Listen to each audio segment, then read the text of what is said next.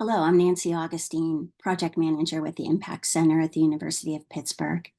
The Impact Center team is very pleased to provide this overview of resources and services for NIDLR grantees. In the presentation, you also will hear more about what we have planned for the next 5 years of the grant. Our contact information is at the end of the presentation. Please don't hesitate to call on us. And now I'll turn it over to John Perlman, co-director of the Impact Center, who will discuss the Impact Center's goals. So our goal is I framed it as threefold: to increase capacity for innovators to successfully perform AT tech transfer, provide resources to the R&D community to accomplish that, and also to track the productivity of grantees. We'll talk about the different activities and how we accomplish this, and also moving forward, how we plan to expand on our work. The group the team has really stayed the same now for a couple of years. We added both Julie and Guo on, but otherwise have a lot of the core team that we had in the first 5 years that came on really early in the project, which is great because they have a lot of historical knowledge about the programs and how they were built, and also many years of feedback. We also have a great advisory board. Many of them are NIDLR grantees and come from different, we think about different parts of the sector, different types of technology they've worked on, some from an academic standpoint, some from a company standpoint. So they've been very valuable in terms of moving this forward and also guiding the next phases of the grant that we submitted last spring. We also have 15 mentors shown here.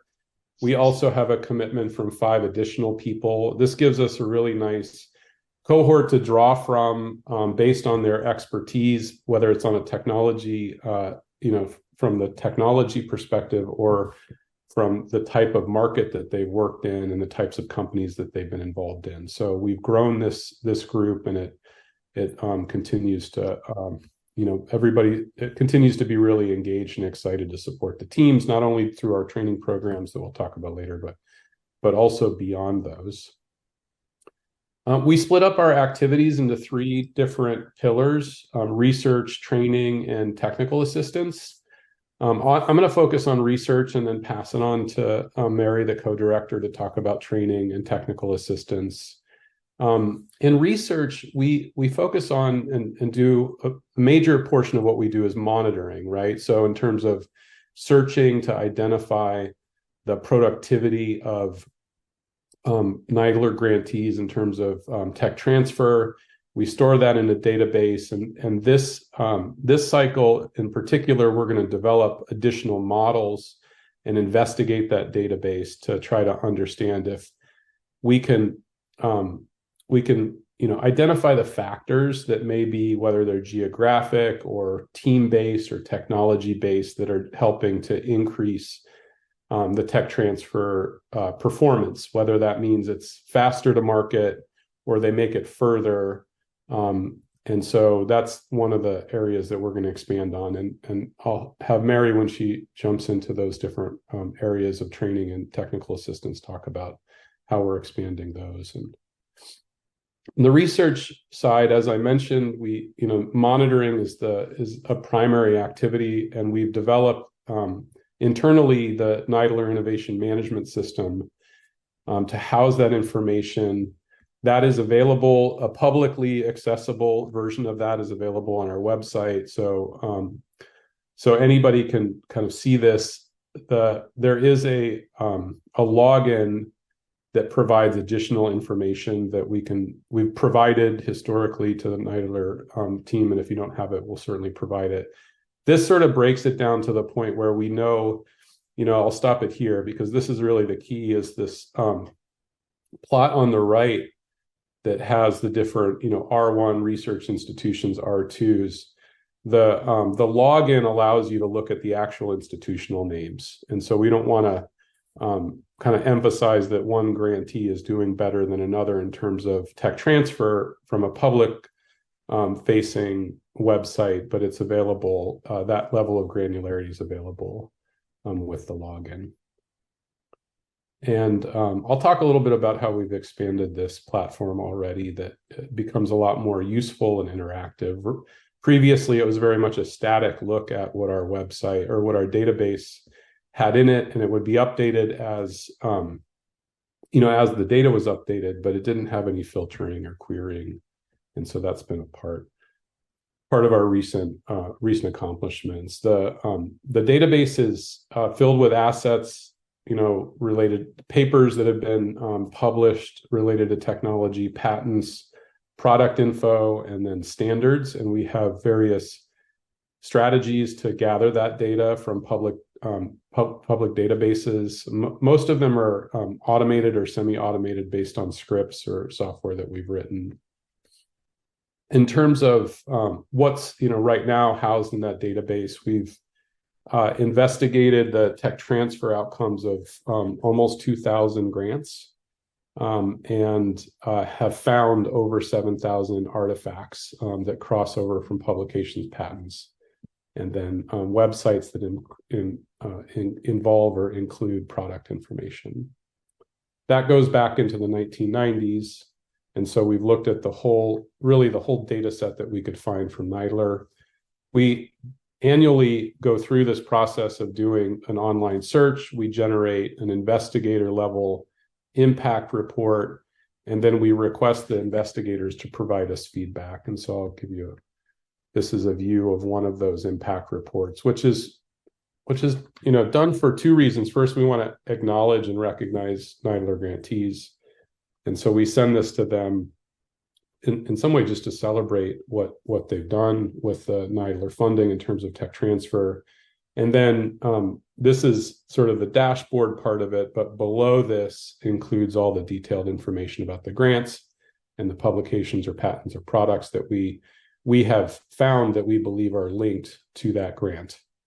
And so we ask them to confirm that, revise it, and then we'll add that information and make sure that their feedback is reflected in our database.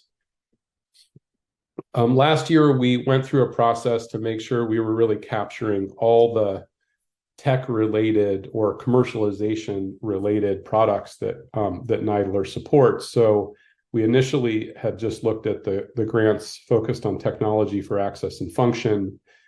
We then looked at the whole data set and did an abstract review to identify whether there was enough description in the abstract that suggested there could be a product coming out of it. And what I mean by product is really broad. Is it commercializable is how we thought about it. So an example that we would have missed in our first sort of search strategy that we now capture are training programs, for instance, that might come out of RRTCs that are valuable in terms of workforce development, are often commercialized in that way, but were not reflected in our data set. And that was really a recursive process, right? We would get grantees that were coming to us for our training programs that did not have, our traditional, what we would consider, software or hardware products, but they had really valuable intellectual property, for instance, and educational content that they wanted to commercialize. So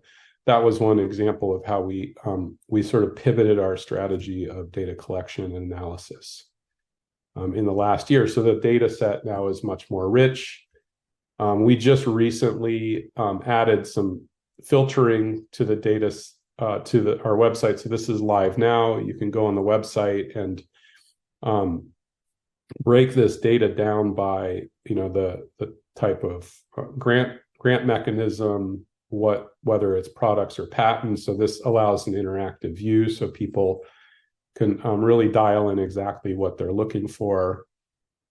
Let's see. We've also added a geospatial map, so you can look at the data as it's distributed across the country. And you can filter again by the types of institution, the years that these were accomplished, and this allows us just a much more rich experience in terms of understanding the outcomes, the tech transfer outcomes of NIDLR funding over time. So these were just launched recently, and I really appreciate Julie's leadership in doing this, and Yang, who's not on the call, are the Army that's really putting this together. Some examples of patents that we identify through this process, which is just a nice sort of tangible outcome from NIDILRR work, and patents are of course, it's only one type of technology that would have a patent, but it's an asset that's pretty easy for us to track what's come of that, because a patent would have to be licensed, and if it's licensed, then the patent office would know who's the current owner. So that's one of the types of assets. It's the easiest for us to find out if it's been commercialized. Other educational products, for instance, are difficult unless we can, really. Some folks are good about putting, that the grant source for a particular asset on the website, but others are not. It's not very well policed. And so it is a little bit of a fact-finding mission. And that's why we go back to the investigators to make sure that they have a chance to update us and make sure that our data is correct. So in terms of expanding NIMS, we, as I showed, incorporated some targeting or some of the filtering. We have this geospatial mapping function now as really a first cut of that. And we have an upcoming publication, The Barriers and Facilitators, which was our first. Once we had the database built, we submitted for publication a paper that really provided an outline and also did some comparisons between what we learned from NIDILRR grantees in our database compared to other publications that had come out related to productivity of institutes and NIH. And NIDILRR fares really well in terms of its productivity in that way. So that's good, and it will come out. We're at the very final stages of several revisions on that one. In terms of what's ongoing, we're going to continue to refine the geospatial mapping. That the geospatial map, as we'll talk about, later in the presentation, becomes actually a core resource both for grantees, but also for some of our plan to explore what the barriers and facilitators are for tech transfer. So that's a key focus for us. And then we are going to implement more automation into the NIMS database process, so we can keep it updated with less manual effort, but also can be a little bit more active in terms of refreshing that data as new publications come out. In the next 5 years, one of the other areas that we're expanding that's going to be part of the NIMS database is that we're going to identify and search for these entrepreneurial service support organizations. So these are the resources that entrepreneurs need and often don't know about, that are across the country. Some of them are national. They provide tech transfer support regardless of where the team is. Some are geographically and regional because they're state funded, for instance. And so the next phase of building out this database is to identify where those resources are that are focused in some way and have some of their domain or sector expertise on assistive technologies.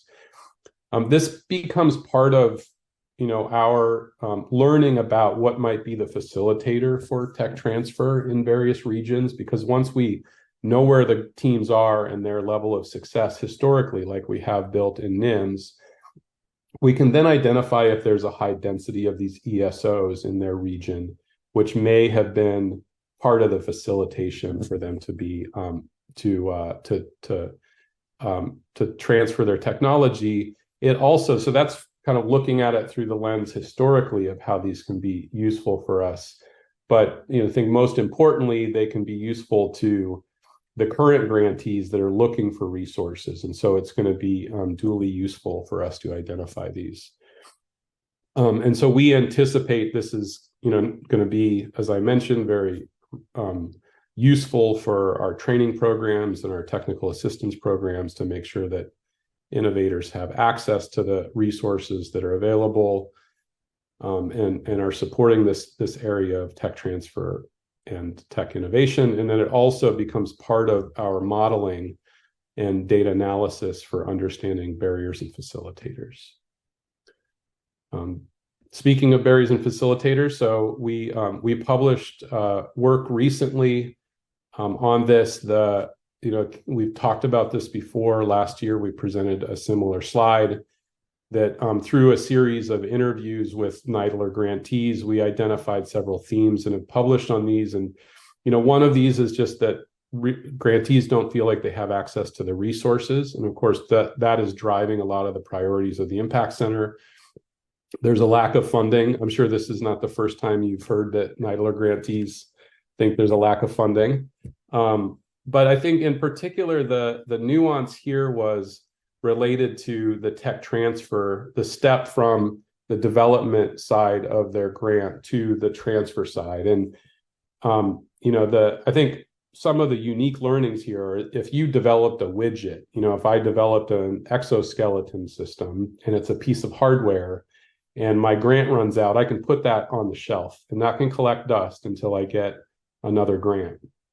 But if it's a piece of software that's sitting on a cloud server somewhere, that needs kind of maintenance and it needs money to just keep it sitting there and operating. And so that was one of the key learnings that we had in these discussions, is that, not all technology transfer is equal in terms of its resource needs. Like on the other hand, it's much less expensive in general to develop software, but it does require long-term maintenance while you try to raise funds for the next kind of innovation, development and tech transfer side.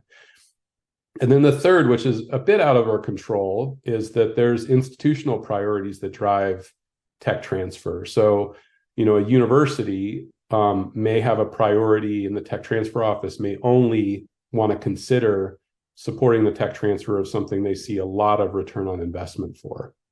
But a small business, of course, is going to be very focused on tech transfer and the margins, related to a technology could be small, and they'll still push very hard to commercialize it. And so those incentives are difficult for us to mitigate, but I think it identified a key factor that we consider with any team that's going to come through our training program to understand what institutional facilitators or barriers they may have, because the incentives are different in the institutions.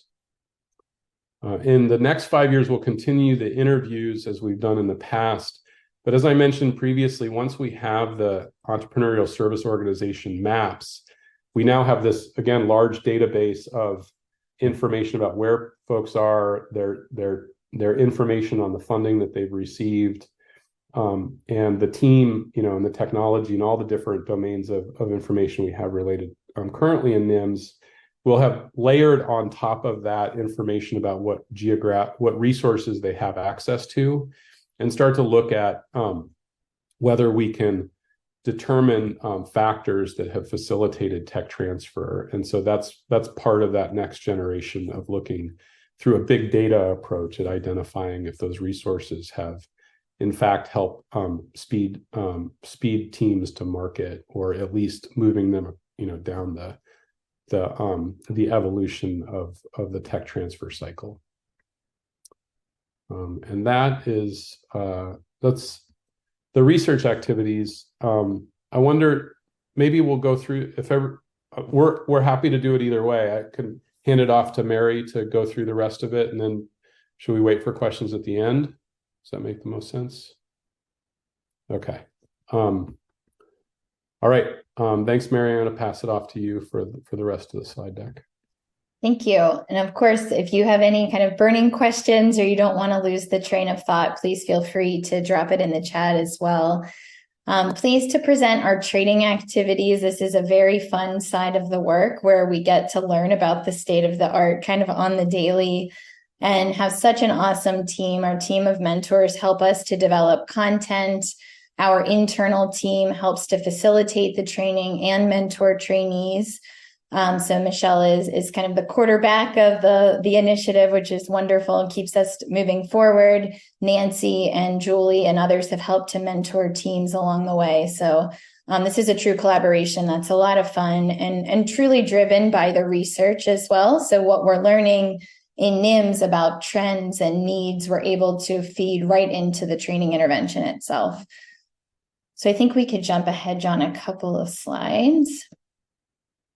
Thank you. So as you may recall, we have 3 levels to our training. Our boot camp phase, which is the fundamentals, our startup, where we encourage folks to, quote, get out of the building. Of course, all of this can now be done inside the building via Zoom, but talk to upwards of 50 to 100 individuals that could interface and help to support their products. And then the Impact Accelerate phase, which is really our personalized consultative intervention that meets teams where they are. A critical piece to the training is that we are providing consistent human resources across this, but also financial resources at that second level. And we've developed our own unique validated readiness assessment tool that allows us to assess progress along the way. Next slide, please. This is a busy but fun slide that demonstrates kind of both the depth and breadth of products and teams and companies and universities and nonprofit organizations that we've been able to support over the last 5+ years.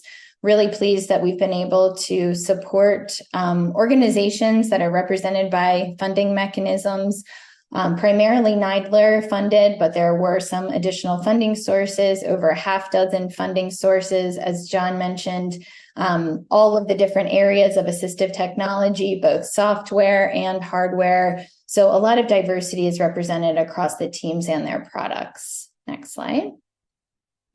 This digs into some of the analytics. So we have served 41 teams to date, specifically through the training across all of the different NIDLR funding mechanisms that do typically produce products in addition to the RRTCs. Like John mentioned, our lens, I think, has been expanded, certainly when we see some of the sophistication of the training apps that are coming out of the funding.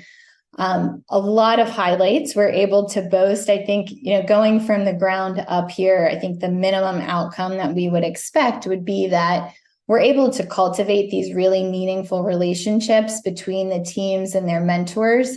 But now, since we are 4 or 5 years out from the initial teams that we've trained, we also are seeing additional funding for the teams, especially in terms of the SBIR phase 2s. As well as additional regulatory milestones and revenue also being generated by actual sales of the products. The award use, similarly, it certainly does not light a candle to, say, an SBIR, that would be a couple of $100,000 towards starting to fund production and so on. But even at that $25,000 level, we know that amount of funding was enough to catalyze production for a home modification company that builds custom ramps called the Ramp Doctor. We can go to the next one.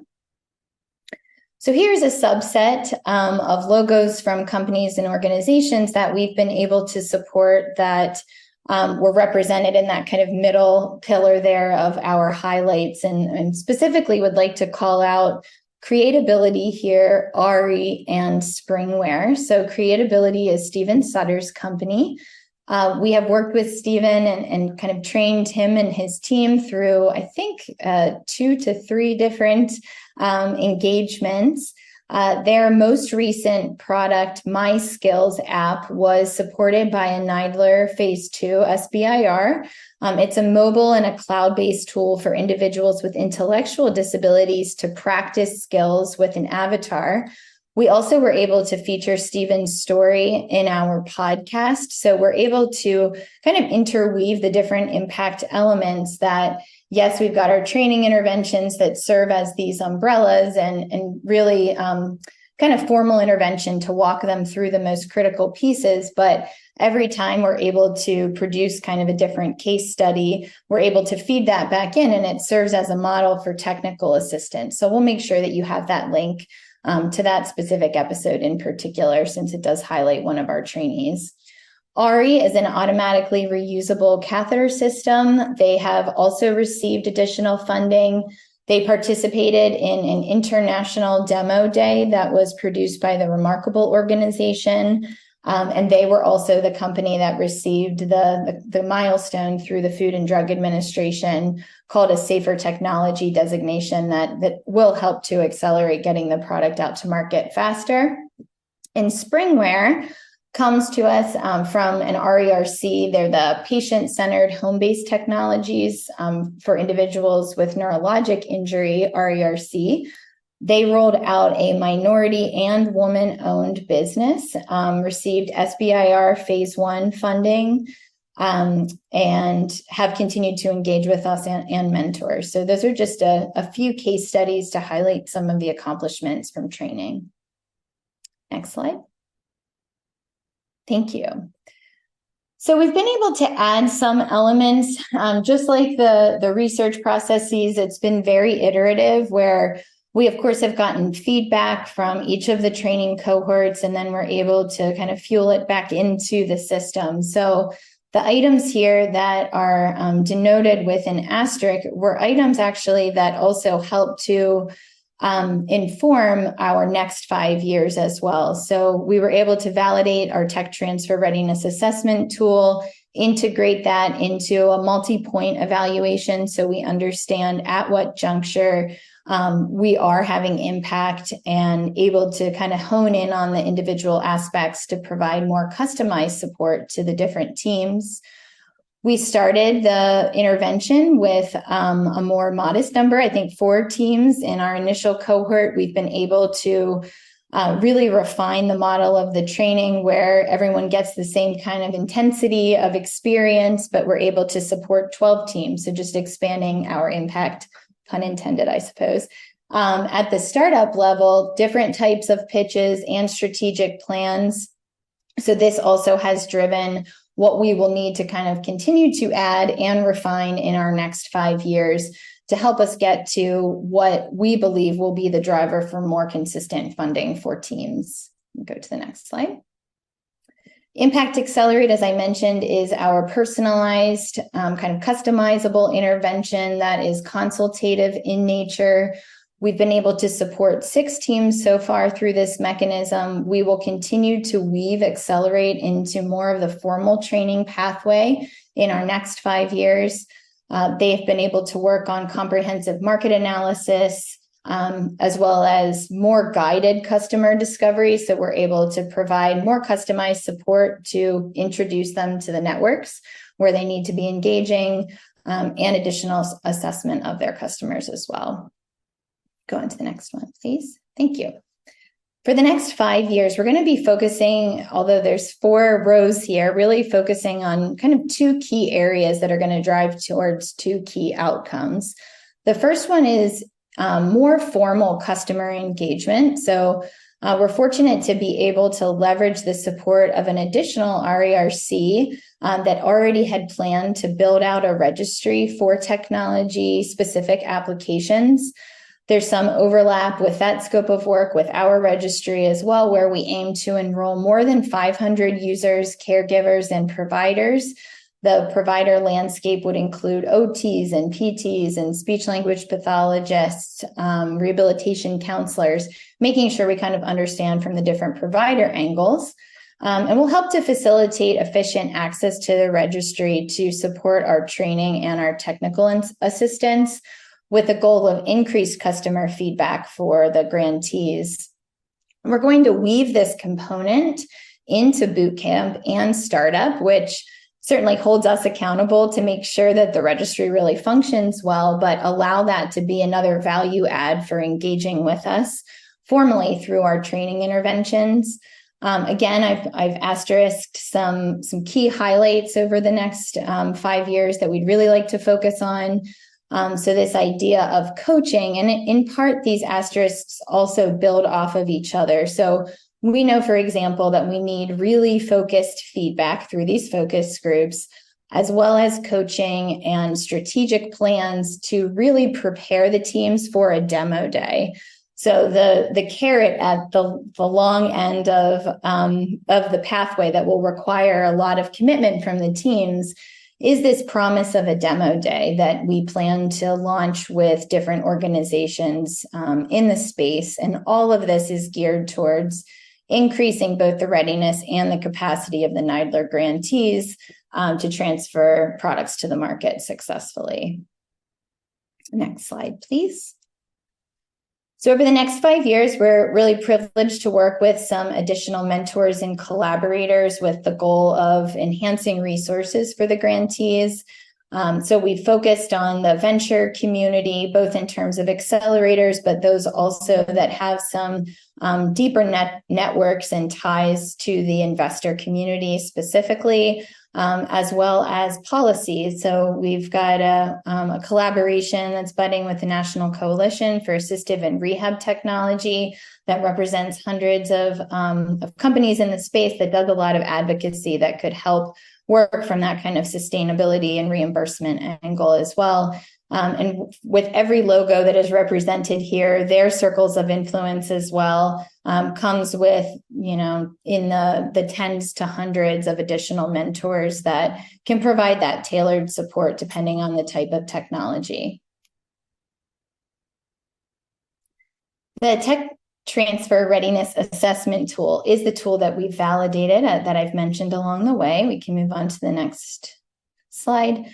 We certainly have presented this in the past, but to refresh your memories, this is broken down into 6 unique domains that we know are critical to helping a product reach the intended users. We know that the individuals need to understand their problem and stakeholders, as well as the solution and how it differentiates itself from the competition.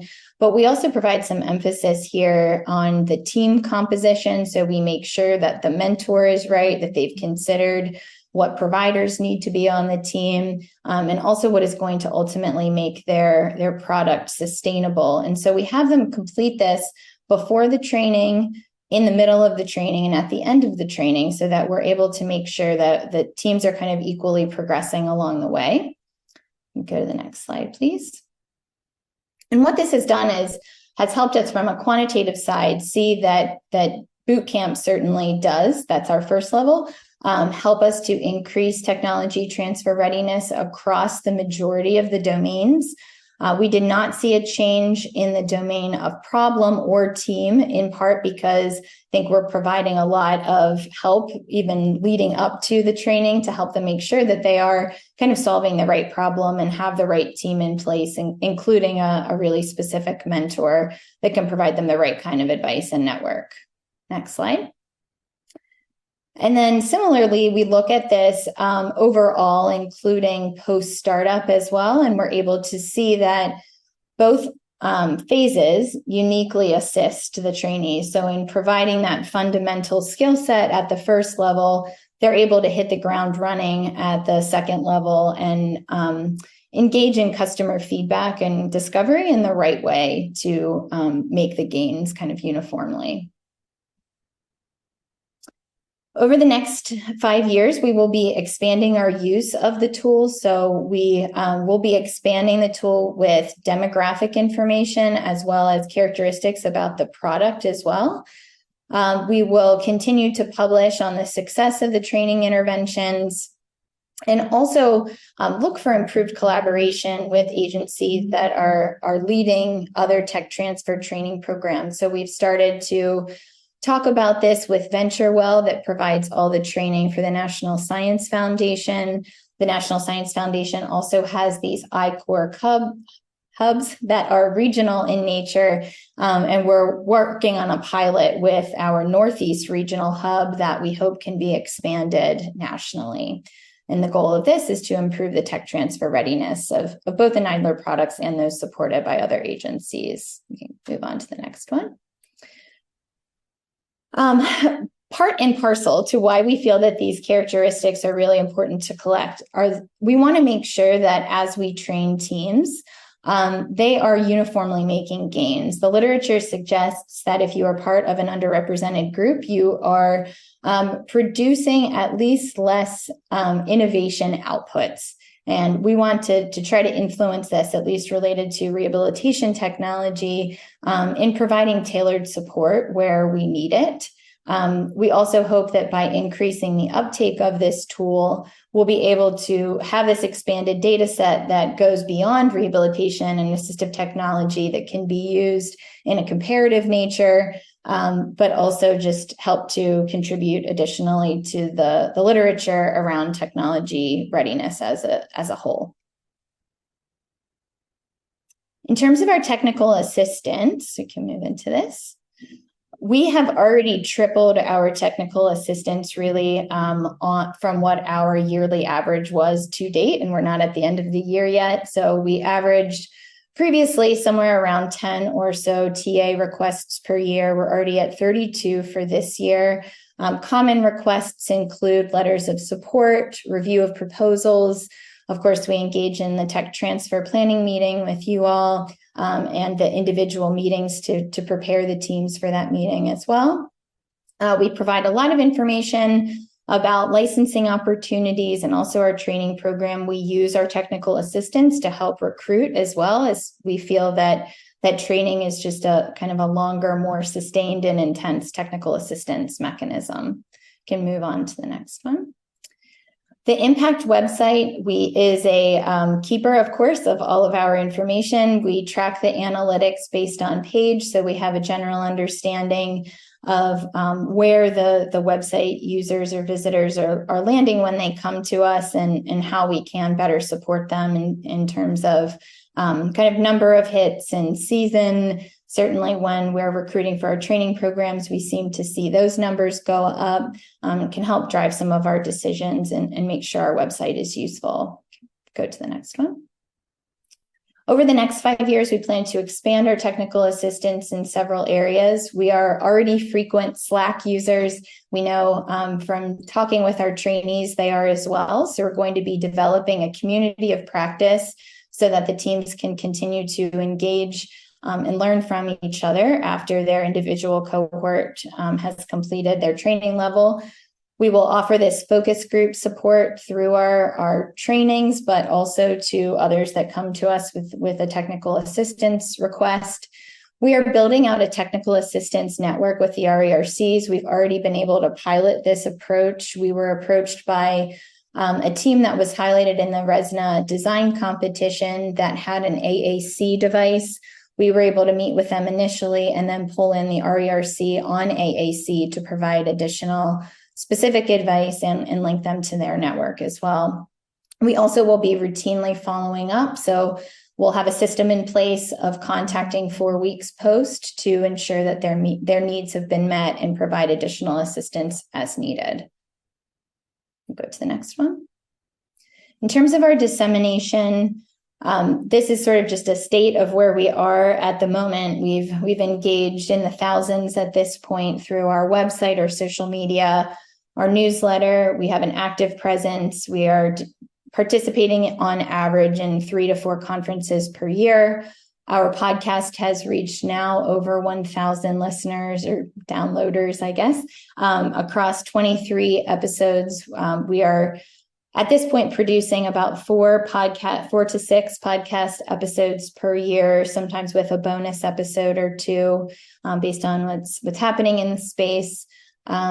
Technical assistance we just covered, as well as our training program, and we have 4 papers that have been published with another 2 that are in review. This is a fun new graphic that demonstrates a start to at least our national and international impact. So pulling in international in terms of conference attendees.